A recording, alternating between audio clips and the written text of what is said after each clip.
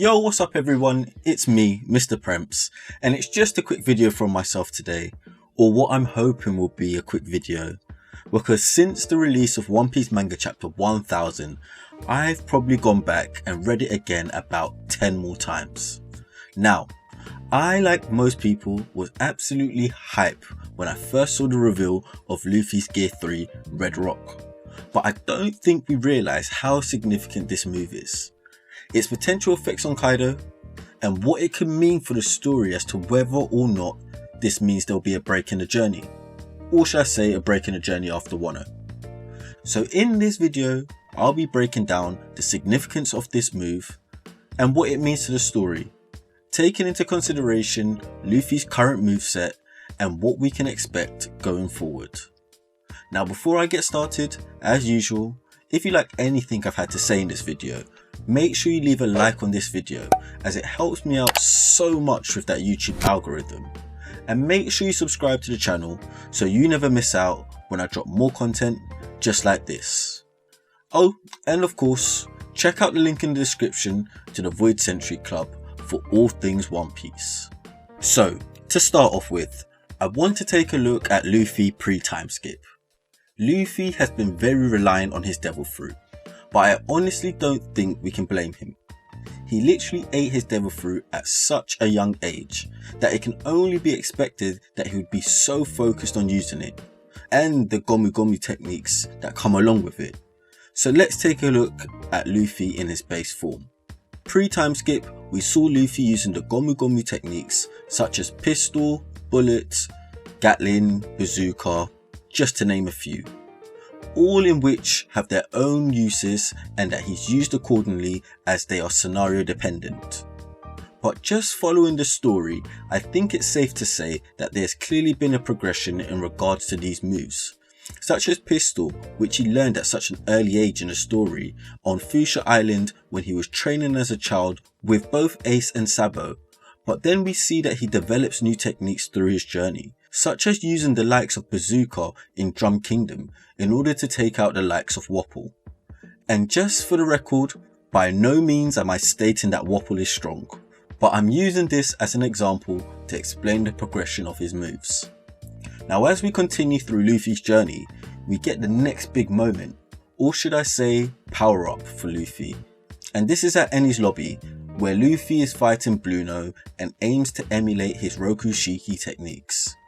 He does this by trying to almost mimic him, and by trying to mimic him, in comes the introduction of Gear 2, which in turn increased Luffy's speed and mobility, and therefore techniques such as the Gomu Gomu pistol and the Gatling became the Jet Pistol and the Jet Gatling. But whilst we're on the topic of Enies Lobby, I also want to highlight Luffy's Gear 3 attacks, which he did actually hint in his fight against Blueno, but we actually didn't see it in use until we saw his fight against Lucci. And what a fight that was.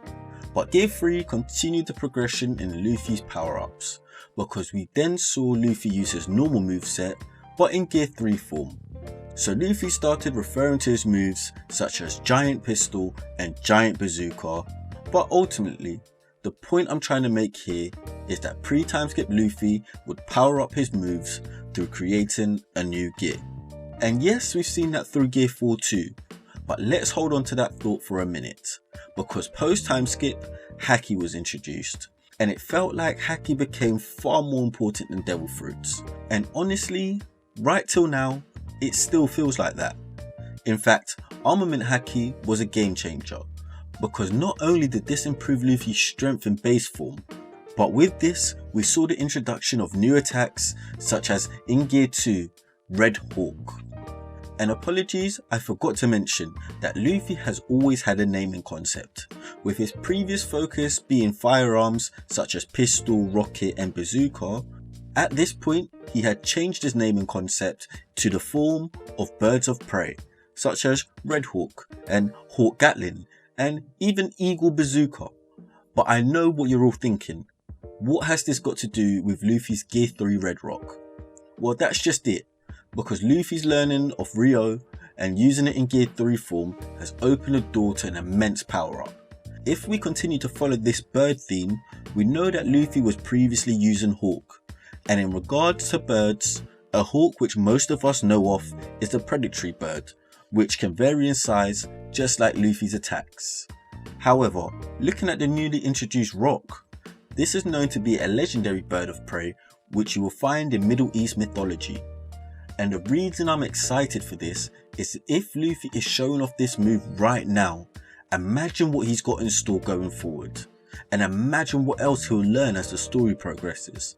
Just from the top of my mind, the only other extremely rare mythological bird I can think of is of course the phoenix. And I'm not going to go into any exact science as to its strengths and its weaknesses, but what I will highlight is who else is in Wano that just so happens to have a mythical zone fruit that happens to be a phoenix. Yep, you guessed it, it's Marco. And I'm not going to expand on that anymore, but take that information and do with it as you please, because that connection is just too good for us not to get excited about. Imagine post Wano, if Luffy needs another power up, who might be that figure that could teach him a few moves? And inadvertently, a phoenix attack. But I won't go there. As I mentioned, I'm not going to expand on that anymore. But talking about what Luffy's got in store, can we take into consideration how the use of advanced Ryou is going to be so significant once Luffy enters Gear 4?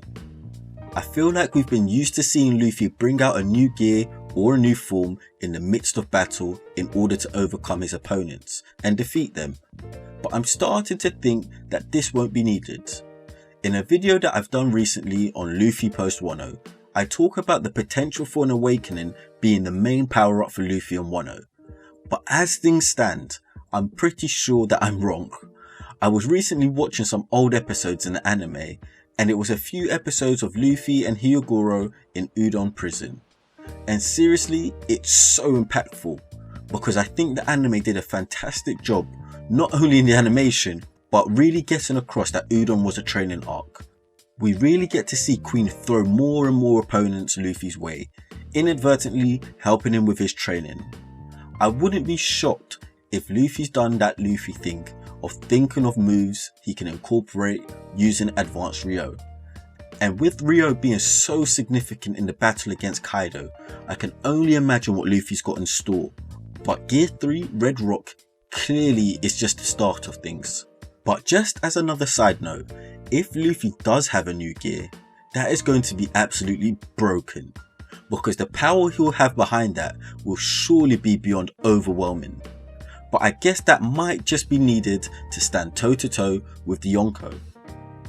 But lastly, the final reason why I believe Red ROC could be a massive deal is due to the rumours out there in the community suggesting that another time skip is required and the Straw Hats need a load of time to get stronger, because they're honestly not strong enough now in order to go find the One Piece and all the other opponents out there. A lot of people out there don't think Luffy can match up to Blackbeard. A lot feel like the Straw Hats aren't strong enough compared to the Blackbeard pirates. But the creation of this new move is showing us that the first 2 to 3 acts of Wano have accounted as a mini training arc for the Straw Hats. And I'm sure this will become evident as the story progresses. We've seen Luffy hone in on his future sight and Ryou in Udon prison. We've had a glimpse of Zoro's Enma power up, and we've also seen Sanji's raid suit power up. And if I'm honest, I think we're going to see power ups across the crew. I mean, I also believe that our allies have had massive power ups. And when I say allies, I'm talking like the likes of Law, who we know has had massive stamina issues in the past, which, to be fair, Luffy had with Gear 4 in the beginning. I'm of the small group of people that believe that Law's probably figured out his stamina issues and he probably can do a lot more now.